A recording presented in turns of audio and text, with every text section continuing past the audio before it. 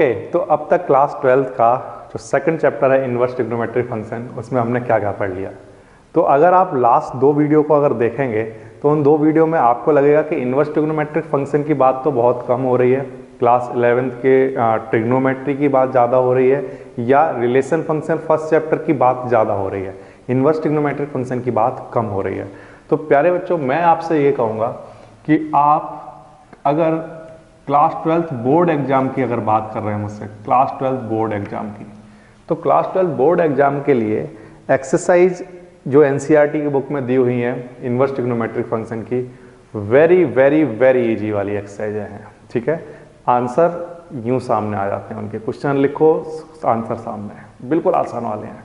लेकिन मेन चीज़ ये है कि अगर उन क्वेश्चन को हम करके किसी कॉम्पिटिशन में जाके बैठते हैं, तो वहाँ पर जब क्वेश्चन हमारे सामने आता है तो चीज़ें ऊपर से निकल जाती हैं।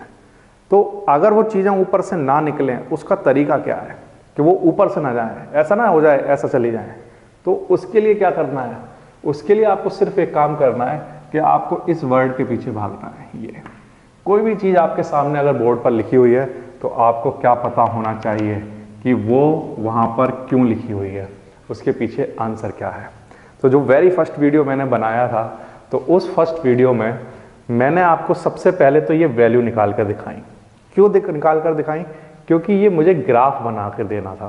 क्या आप हमें ये वाला ग्राफ पढ़ाना चाहते हैं? आंसर है नो।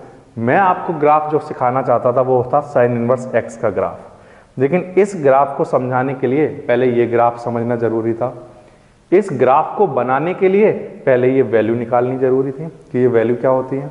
तो सबसे पहले वाला जो वीडियो आया उसमें हमने इन वैल्यू को निकालना सीखा। नंबर 1 कि ये वैल्यू यहाँ ऐसी क्यों होती हैं, क्यों होती हैं, ये एक आंसर मिल गया आपको। इन्हीं से फिर हम जब आगे बढ़े वीडियो में तो हमें डोमेन के बारे में पता चला कि जो साइन फंक्शन होता है उसका डोमेन क्या होता है, रियल नंबर। ये रियल नंबर क्यों होता है, ये आपको सेकंड आंसर मिला। फिर हमने इसको समझा आगे, तो वो हमें आंसर मिला रेंज जो होती है साइन फंक्शन की वो होती है -1 से 1। क्यों होती है, ये आपको आंसर मिल चुका। ये इसके बाद जब हम आगे बढ़े तो फिर हमने इसका ग्राफ बनाना सीख लिया। तो साइन फंक्शन का ग्राफ ऐसा दिखता है, क्यों दिखता है, ये सारी बात आपने लास्ट क्लास में सीख ली है। ठीक, इसके बाद जब हमने सेकंड वीडियो को देखा तो वहाँ पर हमने ऑन टू और 1 1 फंक्शन समझे। क्यों समझे? क्योंकि हमने वहाँ पर एक बात समझी कि अगर हम साइन फंक्शन का इन्वर्स निकालने चलें तो हम उसका इन्वर्स नहीं निकाल सकते। क्यों? क्योंकि अगर डोमेन रियल नंबर है तो ये जो साइन फंक्शन है ये ना तो 1 1 होता है और ना ही ऑन टू होता है। और डेफिनेशन क्या कहती है इन्वर्टिबल फंक्शन की, वो फंक्शन कोई भी फंक्शन हो हमारे सामने, उसका इन्वर्स तभी निकाला जा सकता है जब वो 1 1 हो या ऑन टू हो। ठीक है, तो रियल नंबर के लिए ये फंक्शन ना तो 1 1 होता है ना ऑन टू होता है। क्यों नहीं होता है, ये आपको वहां पर आंसर मिल चुका, सेकंड वीडियो में मिल गया। ठीक, तो अगर ये 1 1 नहीं है, ऑन टू नहीं है, तो इसको 1 1 और ऑन टू कैसे बना सकते हैं? तो आंसर है कि इसको हम कुछ रिस्ट्रिक्शन लगा दें। -π/2 से π/2 के लिए अगर हम देखते हैं तो यहाँ पर ये फंक्शन 1 1 भी बनता है और ये फंक्शन ऑन टू भी होता है। क्यों होता है, ये वाली बात भी आपको पता चल चुकी है। ठीक, अब इसके बाद अगर एक रिस्ट्रिक्टेड फंक्शन हो साइन एक्स का, कौन सा, -π/2 से π/2, और उसकी रेंज क्या होगी, -1 से 1। ठीक, तो इसके लिए इन्वर्स निकाला जा सकता है क्योंकि ये 1 1 और ऑन टू है। तो अगर ये इसका डोमेन साइन एक्स का ये है तो इसका साइन इनवर्स एक्स का ये क्या बन जाता होगा, रेंज, और इसकी जो रेंज है वो इसका क्या बन जाता होगा, डोमेन। क्यों? क्योंकि रिवर्स प्रोसेस चल रही है, इसका उल्टा। ठीक, अब सब कुछ समझ में अगर ये बातें आती हैं तो इतनी सी बात समझना तो बिल्कुल आसान है। कैसे? कि अगर इसका आपने उल्टा किया, इसका आपने उल्टा कर दिया, इसका रिवर्स कर दिया, तो इसका भी रिवर्स कर दो, इसको यहां से पकड़ो और ऐसा घुमा दो। ठीक है, ऐसा घुमाने से क्या होगा, जो वैल्यू एक्स एक्सिस पर लिखी हुई थी उन सारी वैल्यू को मैंने अब वाई एक्सिस पर लिख लिया।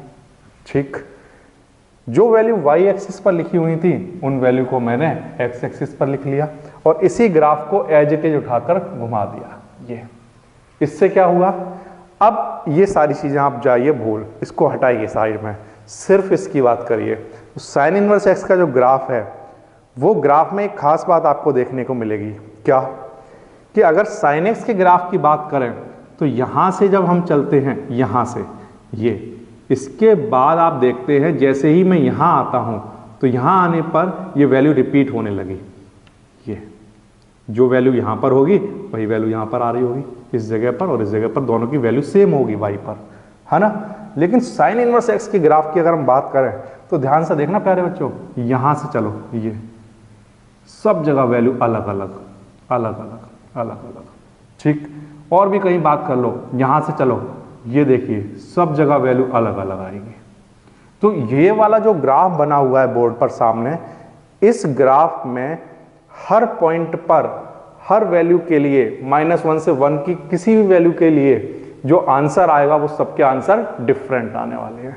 कहीं पर भी बात कर लो, आप यहां से लेकर चलना चाहते हो यहां से यहां तक, तो देख लो सबकी वैल्यू अलग अलग आएंगी। देखो ये तो आपने पुट किया होगा, है ना, और ये इसके आंसर आ रहे होंगे, इसके सामने सबकी वैल्यू अलग अलग आ रही है। देखो अगर सबकी वैल्यू डिफरेंट डिफरेंट आती हैं, इस बात का मतलब तो ये हुआ कि ये फंक्शन कैसा है, 1-1 फंक्शन है, ऑन टू फंक्शन है, इसीलिए इसको ग्राफ में बनाया जा सकता है और इसके लिए इसका इनवर्स निकाला जा सकता है, इसीलिए इसका इनवर्स निकाला जा सकता है। तो ये बिल्कुल आसान वाला ग्राफ है, बस क्या करना है आपको, इसको उल्टा करके रख देना है। तो जो लास्ट मैंने आपको 2 क्लासेस दी, उन दोनों क्लासेस में मैंने आपको साइन फंक्शन पूरा डिटेल में बता दिया है। यहाँ पर मैंने आपको साइन के इनवर्स का ग्राफ भी बता दिया है कैसे करना है। लेकिन अब अगर हम बात करें कॉस की, तो कॉस फंक्शन को जैसे मैं साइन को लेकर चला था, पहले वाला फर्स्ट लेक्चर में मैंने आपको एक सर्कल बना कर दिया, वहाँ पर साइन की वैल्यू निकाल कर दिखाई। सेम प्रैक्टिस आपको किसके लिए करनी है, कॉस के लिए करनी है, टेन के लिए करनी है, कॉट के लिए करनी है, सेक के लिए करनी है, कुसेक के लिए करनी है। सबके लिए आपको सेम प्रैक्टिस करनी है और सबके लिए वैल्यू निकालनी है। अगर आपको निकालनी नहीं आ रही है, कहीं पर भी आपको कोई बात समझ में नहीं आ रही है, तो क्लास 11th का जो चैप्टर है ट्रिग्नोमेट्री, उसके वीडियो देखो, आपको सारी वैल्यू निकालना आ जाएंगी। सारी वैल्यू निकालना जब आ जाएंगी तो आपको सारे ग्राफ बनाना आ जाएंगे। आपको ग्राफ बनाने अगर आ जाएंगे, ये बनाने अगर आ जाएंगे, तो अगर आपको ग्राफ बनाना आता है तो इसको उल्टा करने में कितनी देर लगेगी, इसको ऐसे पकड़ना है और ऐसे घुमाना है, ये बन जाएगा। ये कॉस का ग्राफ है, इसको पकड़ के उल्टा करो तो ये किसका ग्राफ बन जाएगा, कॉस इनवर्स एक्स का ग्राफ। अब थोड़े से कॉस एक्स के ग्राफ की हम थोड़ी सी स्टडी भी कर लेते हैं। देखिए ध्यान दीजिए, कॉस की वैल्यू, जनरल वैल्यू तो आपको पता ही है, छोटी वाली वैल्यू, कॉस 0 की वैल्यू कितनी होती है, 1, 0 की वैल्यू 1, कॉस 90 डिग्री पर कितना हो जाता है, 0, ठीक है, कॉस 180 डिग्री पर कितना होता है, -1। तो ये सारी चीजें तो आपको समझ में आती हैं, ठीक। अब इस ग्राफ में आप ये देखिए, क्या ये फंक्शन cos x का जो है वो मैं कहूँगा 1-1 और ऑन टू फंक्शन है, तो आंसर है नो। एक चीज़ तो आप बिल्कुल पक्की याद कर लीजिए, जो मैंने आपको सेकंड वीडियो में बताई थी, जितने भी ट्रिग्नोमेट्रिक फंक्शन हैं वो अगर डोमेन उनका रियल नंबर है तो वो ना तो 1-1 होते हैं और ना ऑन टू होते हैं। ये बात तो आप याद कर लीजिए, ठीक। उनको 1-1 और ऑन टू बनाया जा सकता है। कैसे बनाया जा सकता है वो आप समझ चुके हो, कि अगर उनके डोमेन में कुछ एक रिस्ट्रिक्शन लगा दी जाए, कुछ एक पर्टिकुलर वैल्यू से पर्टिकुलर वैल्यू तक देखा जाए उन्हें, तो वो 1-1 और ऑन टू बन जाते हैं। तो इन हमें कैसे पता चलेगा कि वो कहाँ पर 1-1 है, कहाँ पर ऑन टू होगा, या रिस्ट्रिक्शन हम कहाँ से कहाँ तक लगाएं। तो मैं आपको कहूँगा आप कहीं से भी स्टार्ट कीजिए। सपोज करिए आपने स्टार्ट किया यहाँ से, ये यहाँ से स्टार्ट किया, ठीक। अब आप सोचिए, यहाँ से आप चले, यहाँ से चले और यहाँ आए, यहाँ, ठीक। यहाँ पर जब आप पहुँचे इस जगह पर, यहाँ से चल के जब आप यहाँ से यहाँ तक आए, तो क्या कोई भी वैल्यू ऐसी थी जो रिपीट हो रही थी? सबके आंसर कैसे आ रहे थे? डिफरेंट डिफरेंट, देखो डिफरेंट डिफरेंट, ठीक। लेकिन जैसे ही यहाँ से आप आगे बढ़ोगे, जैसे ही आप यहाँ से आगे बढ़ोगे, तो इस पॉइंट की वैल्यू और इस पॉइंट की वैल्यू कैसी आ रही होंगी? सेम वैल्यू आ रही होंगी। तो इस बात का मतलब ये है कि यहाँ से आगे बढ़ने पर फंक्शन 1-1 और ऑन टू नहीं रहेगा, तो मैं कहाँ तक चुक जाऊँ? यहीं तक। यहाँ से चलूँ और यहीं तक जाऊँ, तो मैंने रिस्ट्रिक्शन कहाँ से कहाँ तक लगा रहा हूँ? तो आंसर है कि मैं स्टार्ट कौन से एंगल से कर रहा हूँ? 0 से, और खत्म कहाँ पर कर रहा हूँ, पाई पर। तो इसका मतलब मेरी जो रिस्ट्रिक्शन है वो कहाँ से कहाँ तक है, 0 से पाई तक। ठीक सर, और कोई रिस्ट्रिक्शन करके बताओ।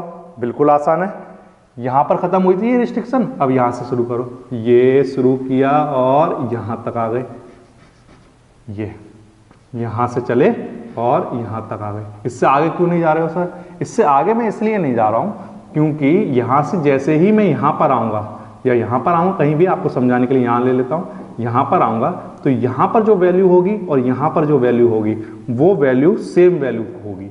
तो वो फंक्शन कैसा नहीं रहेगा, 1 1 नहीं रहेगा। तो इसलिए केवल रिस्ट्रिक्शन कहां से कहां तक दी जानी चाहिए, यहां से यहां तक। और भी दे सकते हैं क्या, हाँ यहां से यहां तक। और दे सकते हैं क्या, हाँ यहां से यहां तक दे सकते हो आप।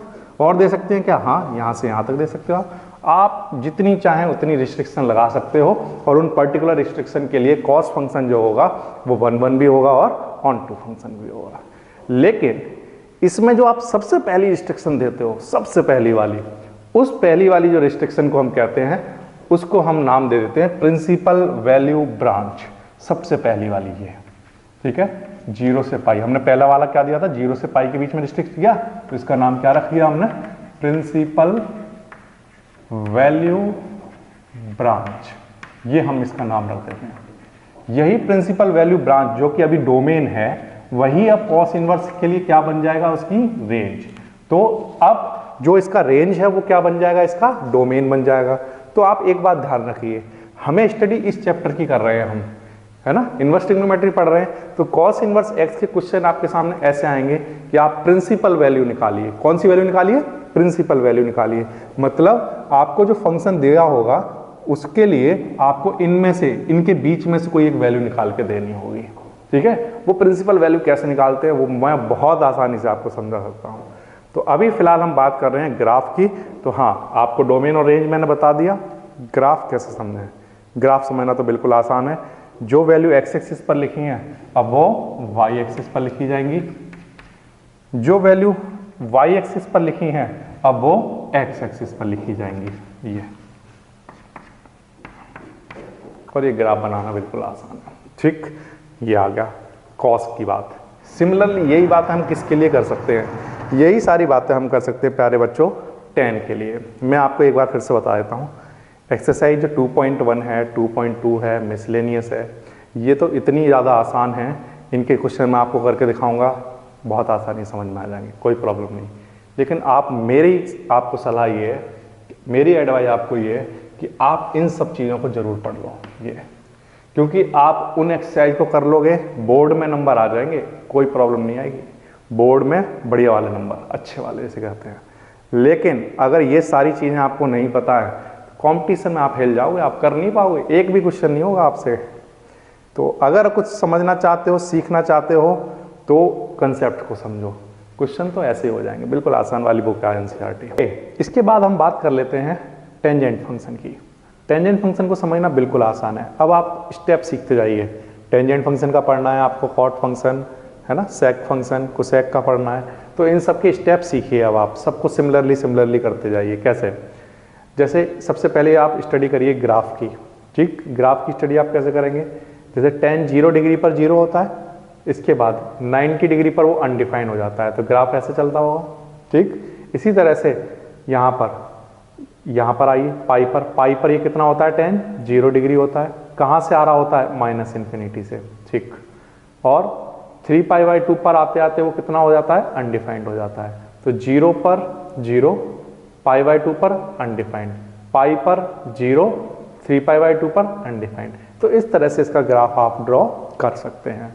ये आपको बनाना आता है। ठीक, अगर ये ग्राफ बनाना आता है तो इसके डोमेन और रेंज भी आप जानते हैं कि यहाँ पर जो आप x की वैल्यू पुट कर रहे हैं तो उन पर आप देख रहे हैं कि पॉजिटिव इन्फिनिटी की तरफ भी जा रहा है आंसर, नेगेटिव इन्फिनिटी की तरफ भी जा रहा है, पॉजिटिव नेगेटिव पॉजिटिव नेगेटिव। तो इसका मतलब पॉजिटिव इन्फिनिटी से नेगेटिव इन्फिनिटी के बीच में कोई भी आंसर आ सकता है। तो इसका मतलब रेंज इसकी क्या है, रियल नंबर। रेंज क्या है, रियल नंबर। डोमेन क्या होता है, डोमेन वो चीजें होती हैं जो हम पुट करते हैं, वो नंबर होते हैं जो हम पुट करते हैं फंक्शन में। तो हम क्या पुट नहीं कर सकते, तो आंसर है कि हम जब भी 90 डिग्री के ऑड मल्टीपल को हम पुट करते हैं, जैसे π/2 पर ये क्या हो गया, देखा रहा आपने, अनडिफाइंड। 3 पाई बाई 2 पर भी ये क्या हो गया, अनडिफाइंड। ऐसी नेक्स्ट 5 पाई बाई 2 पर भी क्या हो जाएगा, अनडिफाइंड। तो जितने भी पाई बाई 2 के ऑड मल्टीपल चल रहे होंगे, उन सब पर ये फंक्शन कैसा हो जाता होगा, अनडिफाइंड। तो डोमेन भी इसका कोई भी रियल नंबर हो सकता है, रेंज भी कोई भी रियल नंबर हो सकती है, लेकिन डोमेन रियल नंबर तो है, लेकिन क्या नहीं होना चाहिए, पाई बाई 2 का ऑड मल्टीपल नहीं होना चाहिए। ये है इसका डोमेन और रेंज, किसका, tan फंक्शन का। ठीक, अब हम आ जाते हैं मेन बात पर। मेन बात ये है कि हम पढ़ना चाहते हैं tan इनवर्स x के बारे में। ठीक है, तो tan इनवर्स x के बारे में हम तभी पढ़ सकते हैं जब ये फंक्शन कैसा हो, 1 1 एंड ऑन टू फंक्शन हो। तो 1 1 ऑन टू फंक्शन बनाना अब हमने सीख लिया है। कैसे सीख लिया है, इस फंक्शन को हम क्या करना चाहते हैं, रिस्ट्रिक्ट करना चाहते हैं। रिस्ट्रिक्ट हम वहां से वहां तक करते हैं जहां पर वैल्यू रिपीट ना हो, वो फंक्शन 1 1 और ऑन टू बन जाए। तो देखिए आप -π/2 से अगर आप +π/2 तक चलते हैं, -π/2 से +π/2, तो यहाँ पर कोई भी वैल्यू रिपीट नहीं होगी, सबके आंसर कैसे हैं, डिफरेंट डिफरेंट हैं। तो अगर इस फंक्शन को यहाँ से यहाँ तक मीन्स यहाँ से यहाँ तक क्या कर दिया जाए, रिस्ट्रिक्ट कर दिया जाए, तो ये जो फंक्शन होता है ये 1 1 और ऑन टू बन जाता है। ठीक है, तो ये वाला जो डोमेन लिखा हुआ है ये रिस्ट्रिक्टेड डोमेन है। ठीक है, ये जो डोमेन लिखा हुआ है ये जनरल डोमेन है, कोई भी रियल नंबर वैल्यू हो सकती है, इसकी पुट कर सकते हैं आप। ठीक है, और रेंज रियल नंबर आ सकती है। यहाँ पर जो ये डोमेन लिखा हुआ है ये रिस्ट्रिक्टेड डोमेन लिखा हुआ है, फर्स्ट रिस्ट्रिक्टेड डोमेन लिखा हुआ है, इसलिए हम इसको क्या कहेंगे, principal value branch, principal value branch ये कहेंगे इसको। ये समझ आ गया। अब फर्स्ट प्रिंसिपल वैल्यू ब्रांच जो कि यहाँ पर अभी डोमेन है, वो यहाँ जाकर क्या बन जाएगा, इसकी रेंज बन जाएगा। बिल्कुल आसान है। जो यहाँ पर रेंज चल रही है वो इसका क्या बन जाएगा, डोमेन बन जाएगा। ठीक, रिवर्स प्रोसेस कर दी। अब जैसे कि हमने यहाँ पर रिवर्स प्रोसेस की, ऐसे ही इस ग्राफ को यहाँ से पकड़ के ऐसे कर देना है, इसको उल्टा घुमा दो, तो जो वैल्यू यहाँ पर x एक्सिस पर चल रही थी वो अब y एक्सिस पर आ जाएंगी, जो y एक्सिस पर वैल्यू चल रही थी वो अब x एक्सिस पर आ जाएंगी। तो ये ग्राफ बनाना बिल्कुल आसान है। तो यहाँ से tan इनवर्स x का डोमेन हमें क्या मिला, रियल नंबर, और रेंज क्या मिली, -π/2 से +π/2। बिल्कुल आसान है इनको बनाना। इसके बाद हम कॉट का ग्राफ समझ लेते हैं। तो कॉट का ग्राफ समझना बिल्कुल आसान सी बात है। कैसे समझ सकते हैं, देखिए ध्यान से। आपने कहीं ना कहीं ये पढ़ा है कि tan का उल्टा कॉट होता है, ये तो कहीं ना कहीं पढ़ा ही होगा। तो आप ये देखो, tan के ग्राफ को अगर उल्टा करके बना दें, tan का ग्राफ उल्टा करके बना दें, तो किसका ग्राफ बन के तैयार हो जाता है, कॉट का ग्राफ बन के तैयार हो जाता है। ठीक, अब ये कॉट का ग्राफ बनाते कैसे हैं, बिल्कुल आसान है इसको बनाना। कॉट 0 पर अनडिफाइंड, 90 डिग्री पर 0 वैल्यू होती है। तो ठीक है, 0 पर अनडिफाइंड बना दिया और 90 डिग्री पर 0, ये बन गया यहाँ तक। इसके बाद और बनाना, कॉट पाई की वैल्यू कितनी होती है, अनडिफाइंड, तो लो यहाँ से यहाँ तक ये बन गया। तो ये एक ग्राफ बन गया। इसके बाद ये ऐसे रिपीट होता रहेगा, ऐसी डिजाइन बनाते रहो बैठ के। बिल्कुल आसान है इसको बनाना। ठीक, इसका डोमेन क्या है, डोमेन, तो आंसर आप एक्स पर देख रहे हो, कोई भी एंगल पुट कर रहे हो, सारे एंगल पुट कर सकते हो, सबके कुछ ना कुछ आंसर हैं, लेकिन कौन से एंगल आप पुट नहीं कर सकते, तो आंसर है पाई पर ये अनडिफाइंड हो जाता है, 0 पर ये अनडिफाइंड हो जाता है, इसके बाद 2 पाई पर होता है, इसके बाद आगे जाके 3 पाई पर कहीं हो रहा होगा। तो मैं ये देख रहा हूँ कि पाई के जो भी मल्टीपल चल रहे हैं उन सब पर ये फंक्शन कैसा हो जाता है, अनडिफाइंड। ये ठीक, तो इसलिए हमने क्या कहा कि डोमेन क्या होना चाहिए, तो डोमेन कोई भी रियल वैल्यू हो सकती है, कॉट के लिए कोई भी रियल वैल्यू हो सकती है, लेकिन किसको छोड़कर, पाई के मल्टीपल को छोड़कर। ठीक, क्योंकि उन पर वो अनडिफाइंड हो जाता है। और फंक्शन अगर अनडिफाइंड ही हो जाएगा तो आप ये कैसे बताओगे कि 1 1 है कि ऑन टू है ना, कंटिन्यूस ही नहीं रहा हो। ठीक है, तो ये तो ग्राफ की बात हो गई, ये डोमेन की बात हो गई। रेंज की बात बताना, तो आपको दिख रहा होगा कि जब हम यहाँ से चले थे तो पॉजिटिव इन्फिनिटी था, और आंसर हमारे y तक आते आते कैसी इन्फिनिटी पर जा रहे हैं, नेगेटिव इन्फिनिटी। तो जो वैल्यू है वो पॉजिटिव इन्फिनिटी से नेगेटिव इन्फिनिटी के बीच में आ रही हैं, इसलिए हम कह सकते हैं कि कोई भी रियल वैल्यू आंसर आ सकता है। तो रेंज क्या हो गई, रियल नंबर। ठीक, लेकिन ये जो फंक्शन है ये अभी 1 1 और ऑन टू नहीं है। क्यों नहीं है 1 1 और ऑन टू, क्योंकि आप देखते हो कि यहाँ पर भी वैल्यू 0 आती है, यहाँ पर भी वैल्यू 0 आती है ना। तो इसका मतलब ये 1 1 फंक्शन अभी नहीं है, तो इसमें कुछ रिस्ट्रिक्शन लगानी पड़ेंगी। रिस्ट्रिक्शन लगा देते हैं। कॉट और टेन में बिल्कुल सिमिलरली रिस्ट्रिक्शन लगेंगी, दिखती हैं। सेक में भी और कोसेक में भी ऐसे ही चलता है। यहाँ से लेकर यहाँ तक रिस्ट्रिक्ट कर दो, सबकी वैल्यू अलग अलग आएंगी, डिफरेंट डिफरेंट वैल्यू आएंगी। तो हम क्या कहेंगे कि यहाँ से यहाँ तक ये फंक्शन 1 1 and 1 2 है। और लगाओ रिस्ट्रिक्शन, यहाँ से यहाँ तक ये फंक्शन कैसा है, 1 1 and 2 है। तो यहाँ से हम इसका इन्वर्स निकाल सकते हैं। तो सबसे पहली रिस्ट्रिक्शन हमने कहाँ से कहाँ लगाई, यहाँ से चले 0 और कहाँ तक, पाई। तो 0 से लेकर पाई तक हमने रिस्ट्रिक्शन लगाई, तो ये लिख लिया। ये हमारी क्या बन गई, principal value branch. Principal value branch, जो यहाँ पर प्रिंसिपल वैल्यू ब्रांच बनी है डोमेन के लिए, वो अब जाकर यहाँ पर क्या बन गई, रेंज, इनवर्स के लिए। जो यहाँ पर रेंज चल रही थी वो अब इसका क्या बन गया, रियल नंबर, डोमेन बन गया। ठीक, अब बिल्कुल आसान है, डोमेन रेंज समझ में आ गया, इसका उल्टा करके निकल गया। ठीक, इसके ग्राफ को ऐसे पकड़ो, ठीक, और इसके ग्राफ को पकड़ के क्या करना है, आपको ऐसे उल्टा कर देना है। जब आप इसको उल्टा कर दोगे तो ये ग्राफ आपके सामने आ जाएगा। मतलब x की जो वैल्यू चल रही होंगी वो y पर आ जाएंगी, और जो y की वैल्यू चल रही थी पॉजिटिव इन्फिनिटी, नेगेटिव इन्फिनिटी, ये सारी की वैल्यू, सारी वैल्यू x एक्सिस पर आने लगेंगी इस तरह से। तो ग्राफ बनाना इसका बिल्कुल आसान है। ठीक, आपने tan का ग्राफ देखा, cot का ग्राफ देखा, साइन का देखा, कोसेक का देखा। डोमेन आपने दो तरह के देखे, एक तो जनरल डोमेन, उसके बाद उसको रिस्ट्रिक्ट कर देना। जैसे मैंने प्रैक्टिस आपको साइन की कराई थी डिटेल में, कॉस की उससे कम डिटेल में कराई थी, टेन की करा दी, कॉट की करा दी। अब आपके सामने दो काम है, आपको अपने आप से प्रैक्टिस करनी है किसकी, सेक एक्स की और कोसेक एक्स की। कैसे करेंगे उसकी प्रैक्टिस सर, बिल्कुल आसानी से कर लेंगे। सबसे पहले तो उसका ग्राफ बनाना सीखेंगे। ठीक, क्लास 11th की बुक में ट्रिग्नोमेट्री में आपको मिल जाएगा बड़े आसानी से। वहाँ अगर नहीं समझ में आ रहा हो, नहीं मिल रहा हो, तो मेरा वीडियो देख लेना क्लास 11th वाला, वहाँ से मिल जाएगा। ठीक है, सबसे पहले तो उसका ग्राफ बना लोगे, फिर उसका जनरल डोमेन लिख लोगे, उसकी रेंज लिख लोगे। ठीक, फिर उसके बाद ग्राफ जैसा भी दिख रहा होगा उसमें उसकी रिस्ट्रिक्शन लगाओगे, वो उसका रिस्ट्रिक्टेड डोमेन लिख लोगे, फिर उसकी रेंज लिख लोगे। ठीक, यहाँ तक बात आ रही है समझ में। अब जो यहाँ पर रेंज चल रहा हो वो उसका डोमेन बना देना, जो डोमेन बन रहा हो वो उसकी रेंज बना देना, और जो ग्राफ बन रहा हो उसको पकड़ के उल्टा कर देना, तो वो क्या बन जाएगा, उसका सेक इनवर्स एक्स या कोसेक इनवर्स एक्स। ठीक, ये सारी बातें हम करना जानते हैं। अच्छा, अब मैं इसके बाद आपसे लास्ट बात कर लेता हूँ। नेक्स्ट और लास्ट बात जो मुझे आपसे करनी है वो ये करनी है, ये है समरी। समरी, समरी क्या, जो भी हमने अभी ट्रिग्नोमेट्रिक इनवर्स फंक्शन पढ़े हैं वो सब यहाँ लिखे हुए हैं। ठीक, उनके डोमेन ये लिखे हुए हैं, रेंज ये लिखी हुई है। आपका काम ये है कि ये जो आपके सामने टेबल बना रखी है मैंने, साइन इनवर्स का डोमेन -1 से 1 होता है और उसकी रेंज -π/2 से π/2 होती है। ये जितनी यहाँ पर रेंज लिखी हुई हैं ये सब प्रिंसिपल वैल्यू वाली ब्रांचेज हैं, प्रिंसिपल वैल्यू ब्रांचेज। ठीक, तो आपके सामने अब क्वेश्चन ऐसे आने वाला है कि आपको एक फंक्शन गिवन होगा साइन इनवर्स कुछ भी, है ना, और आपसे वो पूछेगा कि उसकी कुछ वैल्यू बताइए। कौन सी वैल्यू बताइए, प्रिंसिपल वैल्यू बताइए।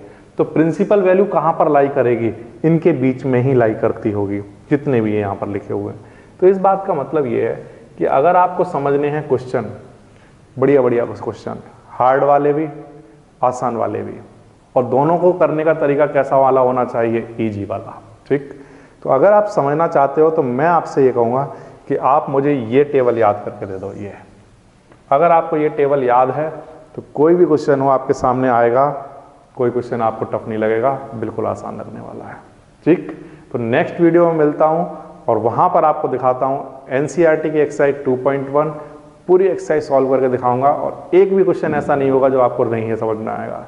सारी एक्सरसाइज पूरी मिसलेनियस तक जाऊँगा और आपको सब कुछ आसान लग रहा होगा।